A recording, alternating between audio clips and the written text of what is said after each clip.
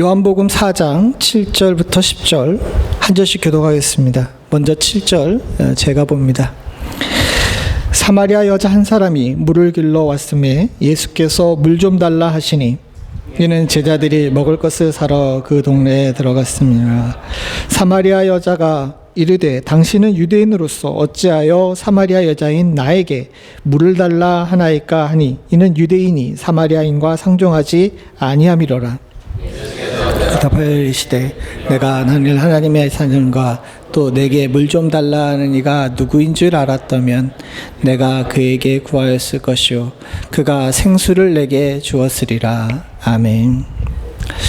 우리가 지난주에도 함께 나눴듯이 우리 안에 영생의 샘물이 솟아나서 그 생물의 충만함 가운데 거하는 것이 우리 주님의 목적이라는 사실을 우리가 살펴봤습니다. 다시 살펴보지만 요한복음 10장 10절에 말씀하신 것처럼 주님께서는 우리로 생명을 얻게 하시고 더 풍성히 얻게 하시는 것이 사역의 목적이자 지금 우리를 만나시는 목적입니다. 이 풍성이 있으려면 우리 안에 영생의 샘물이 솟아나야 되는데 영생의 샘물이 솟아나려면 생명수의 근원 되시는 예수님과 지속적으로 건강한 만남을 가져야 돼요. 우리 안에 생명수가 솟아나기 위해서는요, 다시 말씀드리지만 우리 안에 생명수의 근원이 되시는 예수님을 모셔야 됩니다. 이걸 주님과의 만남이라고 이야기를 하고, 지난주에 우리가 함께 살펴봤듯이 주님과의 만남이 어떤 의미를 가지고 있는지 살펴봤어요. 지난주에 기억을 하시는지 모르겠지만 이 주님과의 만남이 사실은 나도 불편하고 주님도 불편한 관계예요. 우리가 그렇지 않습니까? 예수님을 만난다는 것 자체가 행복하고 즐겁다라고 이야기를 하고 있지만 진짜 그래요? 가끔 주님과의 만남이 불편하고 힘든 경우가 우리에게 있습니다. 왜냐하면 주님은 거룩하신데 우리는 죄인이거든요. 주의 거룩함 가까이 가는 것이 믿는 자들에게도 그렇게 쉬운 일이 아닙니다. 그러니 불신자들에게는 오죽 불편한 일이겠습니까? 반대로 주님 입장에서도 우리가 불편한 존재예요. 심지어는 성령께서는 맨날 우리를 보고 한탄하고 계십니다. 이럼에도 불구하고 주님이 우리를 만나주시는 것은 딱 한 가지 때문입니다. 왜요? 하나님이 세상을 이처럼 사랑하셨기 때문이에요. 주님이 우리를 사랑하시기 때문에 이 불편한 관계임에도 불구하고 사랑으로 하나 되는 것이죠. 그리고 이 사랑으로 인해서 믿는 자들이 생명을 얻고 또 구원을 얻는 줄로 믿습니다.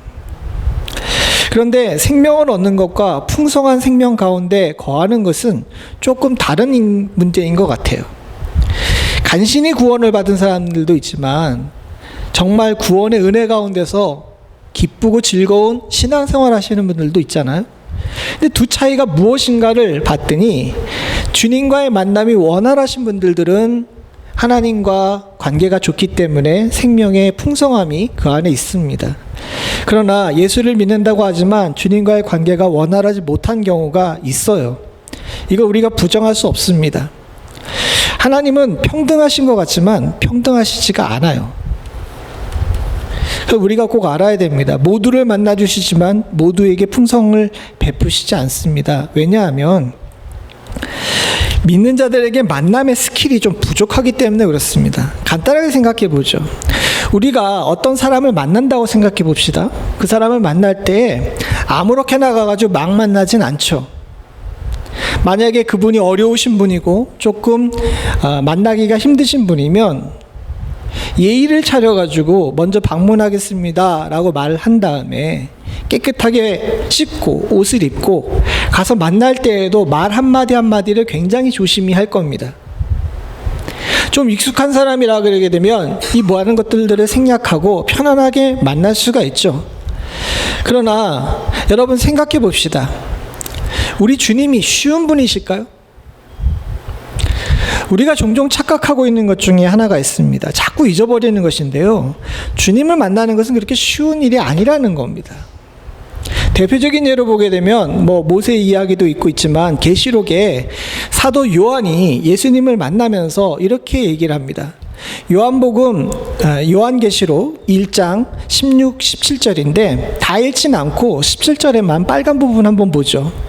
빨간 부분을 보게 되게 되면 사도 요한이 예수님을 아는 사람이잖아요. 예수님을 3년 동안 따라다녔던, 예수님이 가장 사랑하시던 그 제자인데도 불구하고 부활하셔 승천하셔서 거룩하게 되신 예수님 앞에 사도 요한이 불려 올라갔었을 때 그 사도 요한의 상태가 어떠냐 하면 내가 볼 때에 그의 발 앞에 어떻게 됩니까? 엎드려져 죽은 자 같이 되매라고 합니다. 내가 예수님을 만나게 됐던 그때에 그 발 아래 꼬꾸러져 가지고 엎드려져서 죽은 자처럼 되는 거예요. 왜 그랬습니까? 제가 아까 전에 말씀드린 것처럼 거룩하신 하나님과 우리가 만난다는 것 자체가 그렇게 편안하고 평탄한 일이 아니에요. 굉장히 힘들고 불편합니다. 인간이 창조주를 만나는데 아무 때나 아무 때나 원할 때 형식 없이 만난다는 것이 그 말이나 되겠습니까? 그건 있을 수가 없는 일이죠. 우리 주님을 만나는 것은 굉장히 힘들고 어려운 일입니다. 그런데 오늘 여러분들이 주일날 예배로 나오면서 우리 집사님도 기도하셨지만은 주님을 만나러 오잖아요. 만나러 오잖아요. 만나러 오는데 이 만나러 온다는 것 자체가 얼마나 위대하고 얼마나 기적과 같은 일인지를 잘 생각을 해봐야 됩니다. 그렇다고 해서 주일날 교회 올 때 뭐 깨끗하게 목욕하고 명품 옷을 입고 오라는 건 아닙니다. 주일날 올 때는요, 저기 그 명품 옷하고 좋은 백 들고 오지 마세요. 우리 교회는 다행스럽게도 그런 사고가 없었지만 제가 사역해 본 결과 교회에 명품 백을 들고 오면 꼭 잊어버려. 그러니까 그런 거 하지 마시고 주님에게 올 때는요, 깨끗한 옷도 좋은 신발도 좋은 가방도 중요하지만 제일 중요한 게 무엇입니까? 예, 맞아요. 왜 주님께서 신령과 진정으로 예배할지니라라고 이야기를 했겠습니까? 주님과의 만남에서 우리가 제일 준비하고 제일 집중해야 되는 것은 우리의 깨끗한 마음, 갈망하는 마음, 바로 그것이 꼭 필요하죠. 그렇게 주님 앞에 나올 줄 아는 여러분들은 참 복되고 소중한 존재인 줄로 믿습니다. 그런데 이걸 아는 사람도 있지만 알지 못하는 많은 사람들이 있어요. 우리가 그럼에도 불구하고 주님 앞에 나올 수 있는 것은 정말 하나님의 은혜입니다. 주께서 허락하시니까 주신 거예요. 우리가 아무리 깨끗하고 신령한 마음을 품는다 할지라도, 신령과 진정으로 예배한다 할지라도 우리가 무슨 자격이 있어서 주님과 만남을 유지할 수 있겠습니까? 주님이 그저 손 내미시고 주님께서 우리를 만나주시고 문 열어주시기 때문인 줄로 믿습니다. 그런데 이 큰 은혜가 계속되다 보니까 우리가 자꾸 착각을 하는 겁니다. 그래서 우리는 마치 내가 능력이 있어가지고 주님을 만날 수 있는 줄로 아는 경우가 많아요. 아닙니다. 절대로 아닌 것을 저와 여러분들은 기억하고 또 기억해야 될 줄로 믿습니다. 우리의 능이 아니라 주의 긍휼이 우리와 주님 사이의 관계를 유지시켜주고 있는 것입니다. 그렇기 때문에 우리가 반드시 알아야 되는 것이 있는데, 우리와 주님 사이의 만남의 주도권은 누구에게 있어요? 주님에게 있다는 거예요. 자꾸 이 주도권이 내게 있는 줄로 알고 내 맘대로 하려고 하는 경우가 많이 있는데, 이건 주님과의 지속적인 만남을 통해서 영생하는 생명수를 우리 안에 풍성하게 만드는데 굉장한 지장을 초래합니다. 그 샘물은 내가 아무 때나 떠먹을 수 있는 것이 아니에요. 주님께서 열어주셨기 때문입니다. 다만 주님께서 긍휼로 그 문을 활짝 열어놓으셨기 때문에 누구든지 먹을 수 있는 축복을 우리가 누리고 있는 것이죠.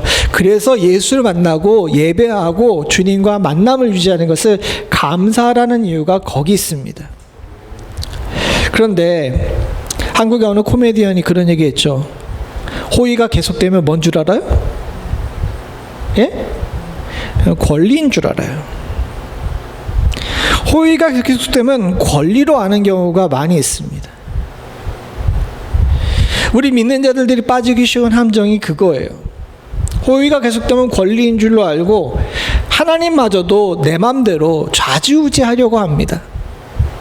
내 뜻대로 기도하고 내 소원이 안 이루어지면 하나님께 막 짜증내고 주님께 짜증내고 심지어는 주님이 하시는 말씀조차도 내 맘대로 해석하려고 하고 주님의 성도들이 귀한 자녀들이 모인 교회도 내 뜻대로 마구 움직이려고 합니다. 이런 위험에 가장 크게 노출된 사람은 목사예요.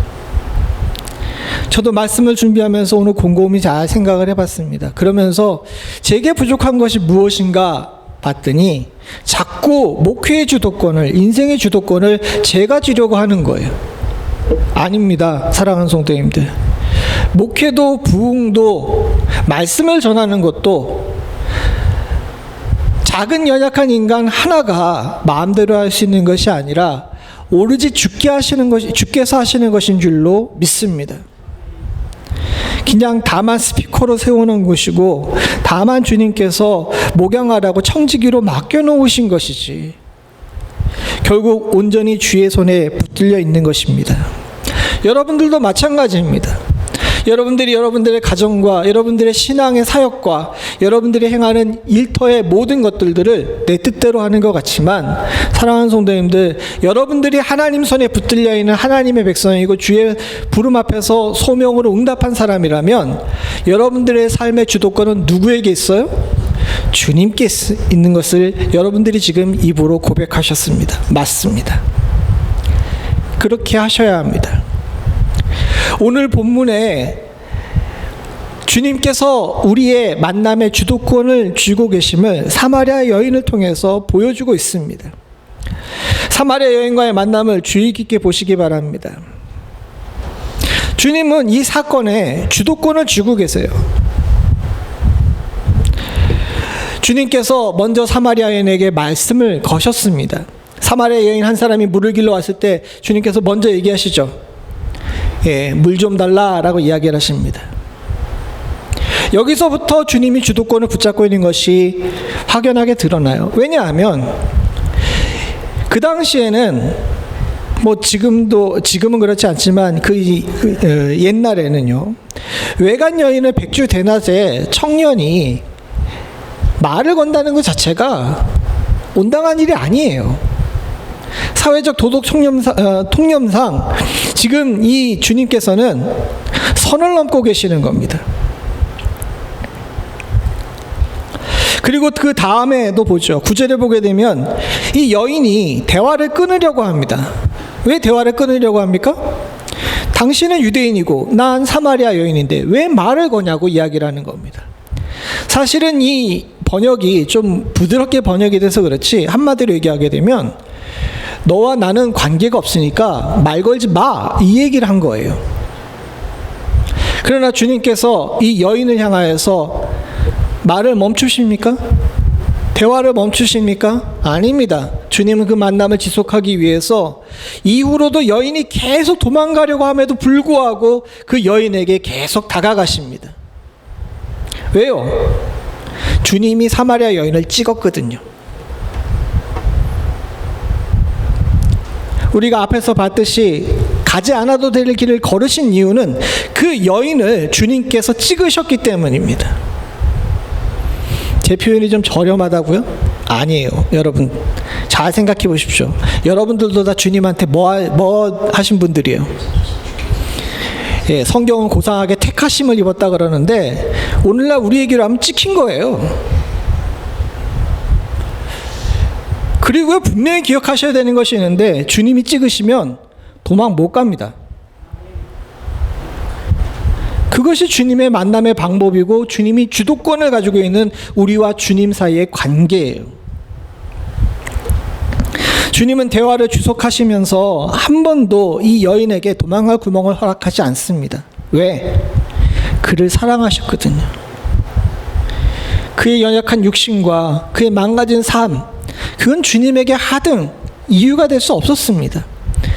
그저 그의 갈급한 영혼과 하나님께서 창세전에 택하신 그 귀한 영혼을 향한 주의 긍휼하심이 그 여인을 향해서 다가가는 주의 사랑의 끈을 결코 놓을 수가 없었던 겁니다. 주님은요, 한 사람에게 마음과 애정을 쏟으시면요, 절대 내버려 두시지 않습니다. 이것이 주님의 만남의 방법이고 우리를 향해 다가오시는 주님의 일입니다. 순순히 응하지 않으면 어떻게 돼요? 여러분들도 다 한 번씩 경험해 보셨잖아요. 내가 주님의 부르심에 순순히 응하지 않으면 어떻게 됩니까? 예? 한 대 얻어 터지죠, 뭐. 제 말이 그냥 나온 게 아닙니다. 여러분, 히브리서 12장 6절을 같이 한번 읽어보죠. 시작. 주께서 그 사랑하시는 자를 징계하시고 그가 받아들이시는 아들마다 채찍질하심이라 하셨으니. 제가 한 대 얻어맞는다 그러니까 제가 얘기하는 것 같죠? 아닙니다. 여기 나오잖아요. 뭐라 그럽니까? 주님께서 사랑하셔서 택하시고 주님께서 찍으셔서 택함을 입어가지고 주님의 주도권 안에 있는 자들이 자꾸 딴짓하면요, 어떻게 돼요? 징계하시고 채찍질하세요. 저기 채찍질의 히브리어가 회초리를 맞다 이런 게 아닙니다. 채찍질, 진짜 채찍이에요. 커다란 채찍. 잘못하면 맞다 죽죠. 근데 죽을 만큼 때리지는 않으세요. 그러나 사랑하는 성도님들, 여러분들이 지금 입술로 고백한 것처럼 내가 주님께 택함을 입었다, 내가 찍혔다라고 생각하시면요, 사랑하는 성도님들, 우리는 항상 우리 스스로에게 물어봐야 됩니다. 지금 내 삶의 주도권은 누구에게 있는지. 만약에 그 질문에 대해서, 스스로 묻는 질문에 대해서 답이 주님이시라는 대답이 나오지 않으면 잘못하면 맞는다는 사실 또한도 여러분들 기억하셔야 될 줄로 믿습니다. 그래서 신앙생활은 긴장 가운데 있는 거예요. 주님과의 만남은 긴장 가운데 있습니다. 여기 대통령을 만나러 가면서 긴장하지 않으시는 분들 있나요? 내가 뽑은 대통령인데 뭘 긴장을 합니까? 이렇게 얘기하시는 간 크신 분들도 있지만 그렇지가 않아요. 한낱 인간이 뽑은 대통령을 만나도 긴장하면서 저가 이야기할 때 함부로 거부하는 이야기를 할 수 없는데, 천지를 창조하시고 만나면 그 발 아래 엎드려서 죽은 자처럼 될 수밖에 없는 그런 존재를 만나며 그분의 말씀을 듣는데 내 뜻대로 하겠다라고 이야기를 하는 것은요, 죽겠다는 이야기와 똑같은 이야기입니다. 사랑하는 성도님들, 부정적인 면에서 이렇지만은 긍정적인 면에서 보면 얼마나 좋습니까? 이젠 내가 내 인생 책임지지 않아도 돼요. 왜?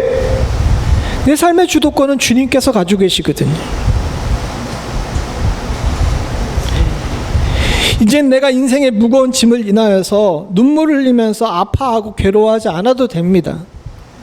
나의 생사화복을 주관하시는 분이 나와 만나셔서 나의 삶을 주도하고 계시기 때문에 그렇죠.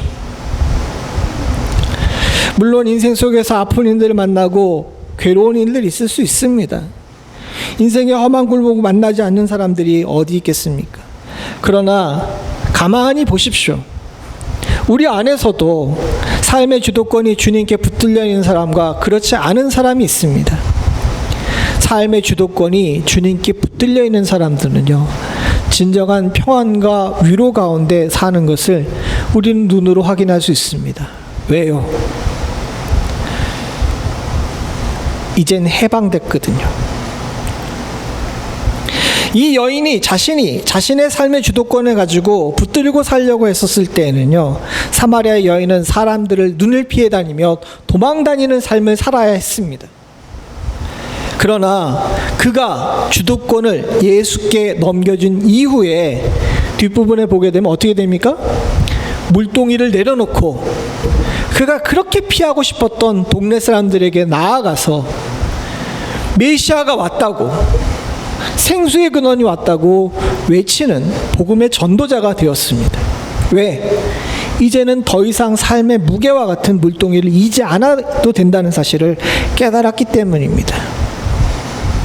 사랑하는 성도님들, 혼란스럽고 어지러운 세상 속에서 여러분들과 저 모두가 다 인생의 무거운 짐을 지고 있습니다.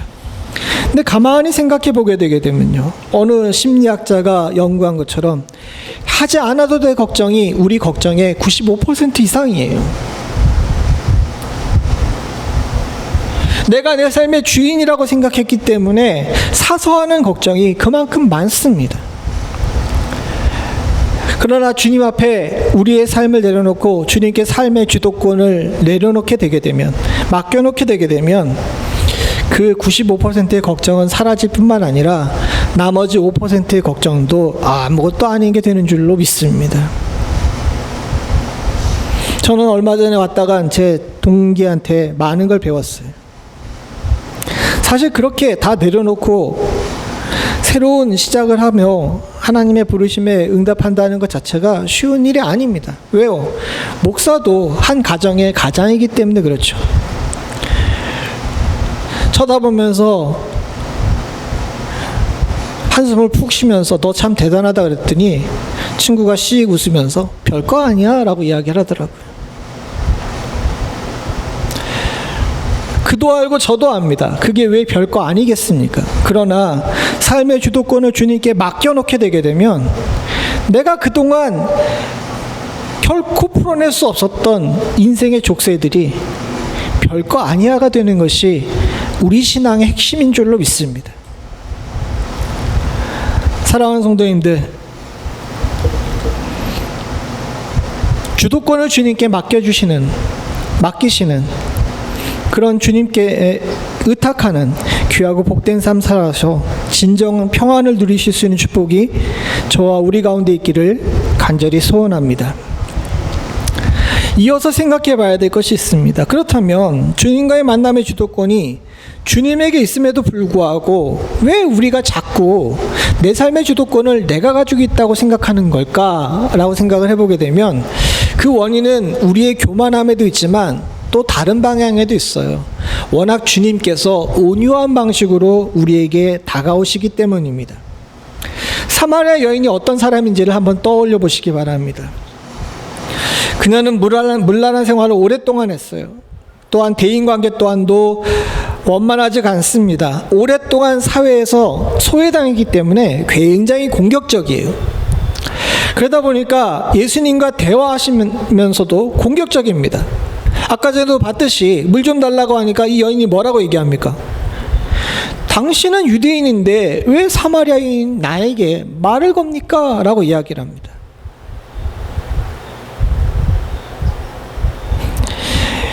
평탄하게 볼 수도 있지만 이 얘기는 굉장히 쏘는 이야기예요.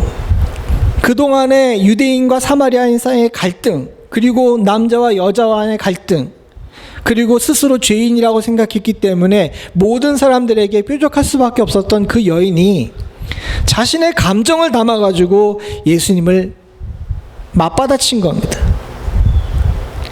그런데 주님께서는 이 여인이 부정한 여인이라는 사실을 알고 있었고 본인 또한 너무너무 지쳐가지고 힘든 상황임에도 불구하고 이 여인의 뾰족한 말의 공격에 주님은 맞받아치지 않으세요. 그리고 그 여인에게 너 인격적으로, 너 도덕적으로 이런 잘못이 있지라고 이야기하면서 그 여인을 먼저 공박하시지 않습니다. 도리어 어떻게 얘기하십니까? 10절을 보시죠. 같이 봅니다. 시작.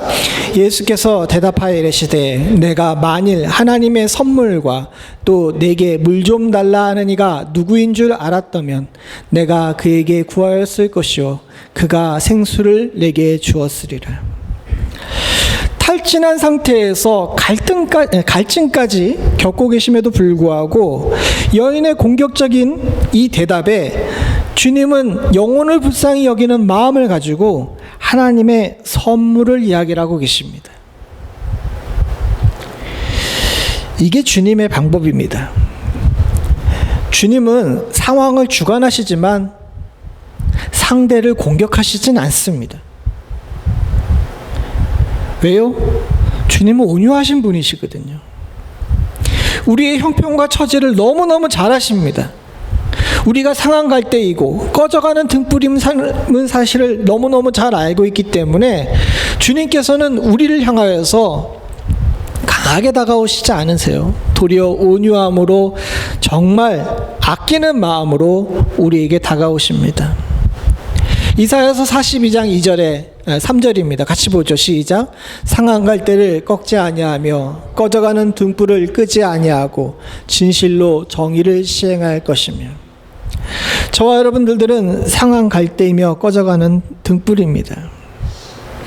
이런 위태한 자들에게 주님께서 다가오시면서 주님께서 함부로 이 갈대에 손을 대거나 저 불을 발로 밟지 않습니다. 도리어 주님께서는 인내하시고 기다리십니다. 그런데 제가 아까 전에 말씀드렸듯이 우리가 자꾸 주님의 인내와 기다림, 이 귀한 사랑을 오해해서 악용하는 경우가 많이 있고 또 무시하는 경우도 종종 있습니다. 이는 주님 앞에 큰 죄를 짓는 것입니다. 옛날에 조선시대 때 그랬다죠. 귀한 손주가 있습니다. 아버지는 엄하게 키우려고 하는데 할아버지는 항상 이 손주를 품에 안고 있습니다. 그래서 손주는 할아버지를 어떻게 해요? 수염을 땡기잖아요. 수염을 땡겨요. 그런데 이 아이가 조금 더 커요. 그래서 이제 5살 먹고 6살 먹었는데도 할아버지 품에 안겨서 할아버지 수염을 당기면 어떻게 될까요? 어떻게 될까요? 여러분 기약 나온 얘기가 아니라 그 이제 조선시대 때 이런 수필집에 나오는 건데 죽도록 얻어 터진답니다. 누구한테? 뭐 누구한테 맞는지는 뭐 아버지한테 죽도록 맞겠죠. 우리는요, 우리 신앙생활이 주님의 긍휼과 주님의 온유에 기대서 유지되고 있다는 사실을 잘 기억해야 돼요. 근데 자꾸 까먹어. 주님이 우리를 참아주시고 인내하고 계시며 지금 기다리고 계시다는 사실을 기억하고 이것을 갖다가 우리 마음속에 새기고 긴장하면서 선을 넘지 않으려고 노력을 해야 되는데, 저도 그렇고 여러분들도 그렇고 신앙생활하면서 자꾸 이걸 잊어버립니다. 자꾸 어렸을 때 기억이 있는 거예요. 할아버지 수염을 당기던 그 기억이.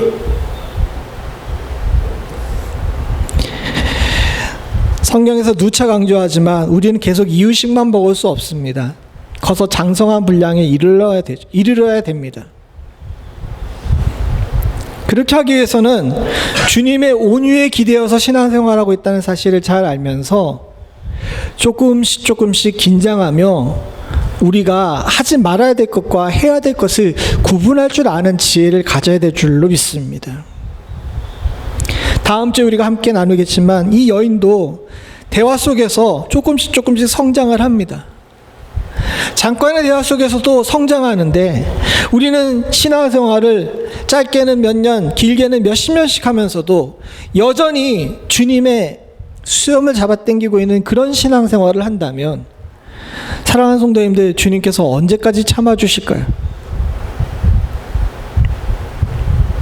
성숙한 신앙을 이르기 위해서 주님이 나를 위해 그 온유하심으로 참아주고 계시다는 것, 인내하고 계시다는 사실을 알고 성결하기 위해서 노력할 줄 아는 그런 신앙의 자세와 삶의 변화가 우리 가운데 있을 때 사랑하는 성도님들, 주께서 예비하신 복이 우리 가운데 일어날 줄로 믿습니다. 주님께서는요, 자라나고 성장하는 성도들을 기쁘게 보시고 저들에게 더 큰 복을 주십니다. 제가 아까 전에 말씀드렸던 것처럼 주님은 공평하신 것 같지만 평등하게 대하시지 않는다라고 말씀드렸죠. 각자 믿음의 분량대로 달란트를 받습니다. 근데 다 아시는 것처럼 여러분 누구가 칭찬을 받았어요? 2달란트 받은 자와 5달란트 받은 자가 칭찬을 받았죠. 근데 성경은 세밀하게 읽어보십시오. 2달란트 받은 자와 5달란트 받은 자 중에서 남긴 자 중에서 누가 더 칭찬을 받았어요? 예? 5달란트 받은 자가 더 칭찬을 받았어요. 왜? 1달란트 받았던 사람이 1달란트 그대로 가져오니까 그 1달란트 받아서 어떻게 하셨습니까? 넌 10달란트 가지고 넌 4달란트 가지고 있으니까 너 하나 더 가져라 그러면서 4달란트 가진 사람한테 줬습니까? 아니에요. 5달란트 받은 사람한테 줬습니다. 왜? 더 충성하고 더 하나님 앞에 열심을 냈고 더 큰일을 했기 때문입니다. 사랑하는 성도님들, 여기서 큰일이라는 것은 우리가 뭐 대단한 거 만들어가지고 뭘 크게 남기고 큰 교회를 이루는 것이 아닙니다. 여러분들의 영혼과 저의 영혼이 하나님 뜻에 합하게 행동했는지가 바로 그것의 기준인 줄로 믿습니다. 제대로 성장해서 장성한 분량에 이르게 되게 되면 더 큰 상급 받음을 기억하시면서 주님의 온유하심에 기대어 지금 얻은 기회를 잘 사용할 수 있는 축복이 저와 여러분들 가운데 있기를 간절히 소원합니다. 마지막으로 사랑하는 성도님들, 주님의 성품을 바탕으로 주님께서는 우리를 세밀하게 다루시고 있다는 사실을 잘 알아야 돼요. 아까 전에 상한갈 때와 꺼져가는 등불을 이야기했습니다. 상한갈 때 어떤지 아시죠? 툭 건드리면 곧바로 부러집니다. 그냥 간신히 서 있는 거예요. 근데 이 간신히 서 있는 것에 대해서 함부로 만지거나 다룰 수 없는 것이죠. 꺼져가는 등불도 마찬가지입니다. 심지가 다 됐든지 기름이 다 됐든지 이거 얼마 안 남은 거예요. 이 불씨 살리기 위해서는요, 정말 세밀하게 다가가야 됩니다. 캠프파이어 가보셨죠? 가셔서 그 불 피워보신 적 있습니까? 요즘에야 좋은 것들이 나와가지고 뭐 나이트하고 막 이러지만요. 예전에 제가 어렸을 때 수련회를 가서 불 떼서 밥하는 걸 해봤어요. 근데 솔직하게 얘기하게 되면 중학교 고등학생들이 얼마나 잘하겠습니까? 그리고 그때는 라이터가 그렇게 또 귀했어. 그게 뭘 해요? 여러분들 기억하시는지 모르겠지만 그 팔각형 성냥 아세요? 팔각형 성냥, 교회 주방에 있던 거를 갖다가 주워갑니다. 근데 여러분들도 기억을 하시는지 모르겠지만 이 팔각형 성냥에서는 두 가지 중요한 것이 있는데 뭐냐면 성냥의 머리가 바짝 말라야 돼요. 근데 그 성냥각이 그래서 그런지 모르지만 주방에 있어서 그런지 이게 그 물기가 있어가 습기가 돼가지고 어떻게 됩니까? 예, 떡이 되는 경우가 많죠. 그리고 또 한 가지 중요한 게 있는데 이 긁는 판, 이게 상태가 좋아야 됩니다. 근데 워낙 여러 사람이 많이 쓰다 보니까 이게 어느 순간에 어떻게 됩니까? 긁는 판이 맨들맨들해져요. 불 피우기가 너무 힘듭니다. 근데 어떻게 해가지고 불씨가 하나 탁 튀었어요. 그러면 거기 있는 모든 사람들이 다 거기에 집중하면서 한 사람이 가서 어떻게 하죠? 바람을 욱 하고 세게 불지도 않습니다. 하면서 어떻게든 그걸 살리려고 세심하게 다가가죠. 저와 여러분들의 상태가 그런 상태라는 거예요. 복음의 불똥이 잠깐 튀었어요. 이런 상황 속에 있는 저와 여러분들에게 인간의 목회자나 옆에 있는 사람들은 왜 그렇게밖에 못하냐라고 이야기하는 그때에 주님께서는 다가오셔서 우리의 자그맣게 튄 그 작은 복음의 불똥 앞에 무릎 꿇고 앉으셔가지고 바람을 호호 부르시면서 어떻게든 살리려고 섬세하게 다가오십니다.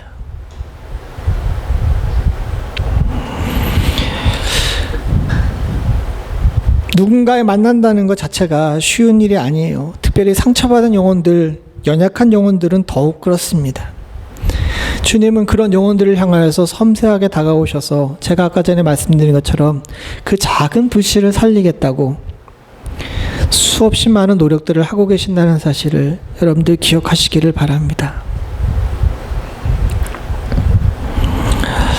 사마리아 여인도 마찬가지였어요. 처음부터 사마리아 여인의 결함을 건드리지 않습니다. 그렇다고 다른 사람들에게 했던 것처럼 그 여인 앞에서 큰 소리로 회개하라 천국이 가까웠느니라 외치지도 않으셨어요. 물론 이런 방법들이 필요한 사람들도 있지만 이 사마리아 여인에게 다가오셔서 주님께서 하신 방법을 우리는 배워야 합니다. 어떤 방법을 취하셨냐 하면요, 그에게 필요한 것을 이야기하는 것이 아니라 당신의 필요를 먼저 얘기를 하셨어요. 7절을 보게 되게 되면 주님께서 뭘 하십니까? 사마리아 여자 한 사람이 물을 길르러 왔음에 예수께서 물을 좀 달라 하시니, 이후에는 주님께서 계속 공급자입니다. 내가 생수의 근원이다, 나한테서 물을 찾아라라고 이야기하지만, 지금 이 대화를 처음 시작할 때에는 주님께서 필요하신 것, 자신의 연약한 부분을 먼저 얘기를 하신 겁니다. 나 물이 필요해 라고. 이게 주님이 그 여인에게 섬세하게 다가가는 방법이에요. 근데 이후로도 보게 되면 주님의 제자들이 먹을 것을 구하러 오기 전까지 예수님은 물 얘기를 안 한 걸로 보여요. 그럼에도 불구하고 주님께서 물 달라라고 이야기를 하신 것은 그 여인과 함께 공유할 수 있는 공통의 관심사가 물이었기 때문이었던 겁니다. 우리에게도 마찬가지입니다. 각자에게 필요한 것이 있어 주님께서는 그 필요를 채우기 위해 다가오십니다. 앞장 3장에 있었던 니고데모는 영혼의 갈급함 때문에 그 부자이자 지위가 높은 사람이 예수님을 한밤중에 찾아갑니다. 그러니 주님께서 그에게 처음 얘기하신 것은 거듭남이었어요. 이 여인은 대낮에 물을 찾으러 왔기에 그의 가장 필요한 것이 지금 물이라는 사실을 알기에 물로 접근하신 겁니다. 우리에게도 마찬가지입니다. 여러분 각자에게 각자의 필요가 있어요. 그리고 주님께서는 그 필요로 다가오십니다. 그러니까 사랑하는 성도님들, 우리가 주의해야 될 것이 있는데 함부로 다른 사람의 신앙을 평가해서는 안 됩니다. 심지어는 함께 이불을 덮고 사는 배우자라 할지라도 그 사람과 내가 예수님을 만나는 방법은 달라요. 그거는 내 문제가 아니라 주님께서 섬세하시기에 각자에게 가장 좋은 방법으로 다가가시기 때문입니다. 그렇게 다른 사람의 신앙을 함부로 평가하거나 그 사람에 대해서 이러쿵저러쿵 이야기하는 것은 주님께서 막으신 일입니다. 도리어 우리는 나를 만나주신 주님, 나를 섬세하게 터치하시는 주님에게만 집중하고 그분에게만 온전히 시선을 고정하고 따라갈 줄 아는 지혜가 있어야 될 줄로 믿습니다. 온갖 다양한 방법으로 섬세하게 각자의 모양대로 언제 어디서나 만나주시는 주님의 만남이 우리 앞에 있는데 왜 내가 딴 사람들에게 신경을 써야 돼요? 예수님이 부활하신 이후에 갈릴리 바닷가에서 제자들을 만납니다. 제자들을 만나며 대화하시던 중에 베드로와 이야기하는데, 베드로가 3번 부인했던 것들이 마음에 너무너무 아팠는지 주님 앞에서 다시 신앙 고백을 하죠. 요한의 아들 시몬아, 내가 나를 사랑하느냐 라고 이야기했더니 베드로가 예, 사랑합니다 3번 이야기합니다. 마지막에는 주께서 내가 사랑하는 거 아시잖아요 라고까지 이야기를 하죠. 그래서 주님께서 그에게 임무를 부여하십니다. 근데 이 사람이 조금 살아나니까 옛사람의 습성이 나타나요. 무슨 습성이 나타납니까? 그 옆에 주의 사랑하시던 제자 사도 요한이 있으니까 쟤는 어떻게 될 건데요? 라고 물어봅니다. 주님께서 신경 쓰지 말고 네 갈 길 잘 가라 그러셨잖아요. 우리도 마찬가지입니다. 교회 안에는 각양의 모양의 사람들이 있습니다. 지금 여러분들 각자 그리고 저에게 주님께서는 가장 좋은 방법으로 만나주고 계십니다. 근데 쟤는 어떻게 되나요? 라고 물어보는 건 우리 신앙에 하등 도움이 되지 않아요. 사랑하는 성도님들, 주님과의 만남이 풍성하고 좋아지길 원합니다. 그렇게 하기 위해서는 이 만남의 주도권이 주님께 있다는 사실을 알고 주님께 맡기세요. 그리고 그분의 온유함으로 인해서 내가 지금 만날 수 있는 자격을 누렸다는 사실에 감사하시기 바랍니다. 그리고 그분의 섬세하신 터치를 느끼면서 만끽하시며 거기에 집중하세요. 그렇게 되면 저와 여러분들이 주님과의 풍성한 만남을 통해서 우리 안에 풍성한 생명의 역사가 일어나게 될 줄로 믿습니다. 우리 교회는 다른 사람을 향해 긍휼의 손길을 내미는 교회이지만 다른 사람의 신앙에 대해서 이러쿵저러쿵 얘기하지 않는 교회가 되기를 원합니다. 그건 결코 건강한 신앙생활이 아니기 때문에 그렇습니다. 나를 만나주심에 대해 감사하기도 바쁜데 다른 사람에게 훈수할 시간이 어디 있겠습니까? 지금까지도 여러분들께서 잘 해오시고 계시다는 사실을 알기에 저는 걱정하진 않지만 앞으로도 우리가 자라나는 동안 우리가 주님 앞에 가는 그 순간까지 오로지 주님께만 시선을 고정하실 수 있기를 소원합니다. 주님과 공통의 관심사를 가지세요. 기도를 통해서 주님과 공통의 관심사를 가지시고 거기에만 집중하신다면 우리의 신앙생활이 한눈 팔지 않고 오로지 주님과 동행하는 복된 만남의 신앙생활 될 수 있을 줄로 믿습니다. 다 그 복을 누리시기를 간절히 소원합니다. 같이 기도하시겠습니다. 하나님 아버지, 인생이 연약한지라 온전하지 않음을 다시 한번 주님 앞에 고백합니다. 이렇게 온전치 않은 우리를 주님께서 긍휼로 만나주시고 지금도 온유함으로 참으시며 섬세하게 나의 영혼을 어루만지시고 계시다는 사실을 다시 한번 기억하고 깨닫게 하여 주시옵소서. 난 내가 잘 돼서 여기 있는 줄 알았는데 나를 부르시고 나에게 기회를 허락하신 주님이 나를 향해 지금 무단히 참고 계시다는 사실을 다시 한번 깨닫고 감사합니다. 하나님, 우리의 걸음이 억지로 누군가에게 끌려 나온 것이라 할지라도 이미 하나님께서 택하셔서 주님 앞에 부르셨다는 사실을 잊지 않을 수 있도록 주님 도와주시옵고 지금 나의 부르심에 감사할 줄 아는 축복 또한도 저희들 가운데 있게 하여 주시옵소서. 하나님, 이후로도 주님과의 만남을 귀하게 여길 수 있는 축복이 있기를 간절히 소원합니다. 방만했던 우리의 신앙생활을 다시 한번 돌아봅니다. 나 중심이었던 우리의 신앙생활을 주께 고백하며 회개합니다. 이제 이후로는 주님 중심의 귀한 만남의 시간을 소중히 여길 수 있는 저희들 되게 하여 주시옵고 나 같은 죄인을 살리신 주의 은혜에 감격하며 살 수 있는 그 복된 기억이 우리 안에 주님 앞에 가는 그 순간까지 영원히 숨 쉴 수 있게 하여 주시옵소서. 모든 말씀 예수님의 이름으로 간절히 기도드리옵나이다. 아멘.